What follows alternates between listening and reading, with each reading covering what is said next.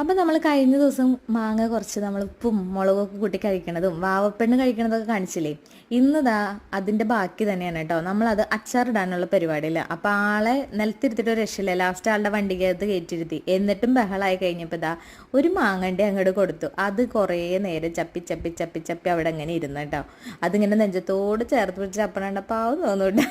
അതവിടെ ഇരുന്നു. അപ്പോൾ ആ നേരം കൊണ്ട് ഞാനും ചേട്ടായും കൂടി മാങ്ങയൊക്കെ അരിഞ്ഞ് അപ്പോൾ കുറച്ച് അങ്ങനെ വെയിലത്ത് വെച്ച് വാട്ടിയിട്ട് ഇത് അതിന് വേണ്ടിയുള്ള മാങ്ങയാണ് കേട്ടോ. വാട്ടിയിട്ട് നമ്മൾ അച്ചാറിടില്ല. ഇത് സാധാ അച്ചാറിടാൻ ചേട്ടായിട്ട് വക അതാക്കി വെച്ചിട്ടുണ്ട്.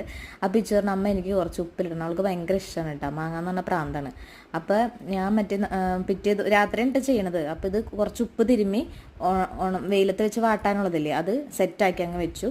പിന്നെ അത് അവൾക്ക് മാങ്ങ ഉപ്പിലിടാനുള്ളത് മാങ്ങയൊക്കെ പറക്കി കുപ്പിക്കകത്തിട്ട് കുറച്ച് തിളപ്പിച്ച് ചൂടാറിയ വെള്ളവും ഒഴിച്ച് ഉപ്പും ഇട്ട് ഡെക്കറേഷന് വേണ്ടി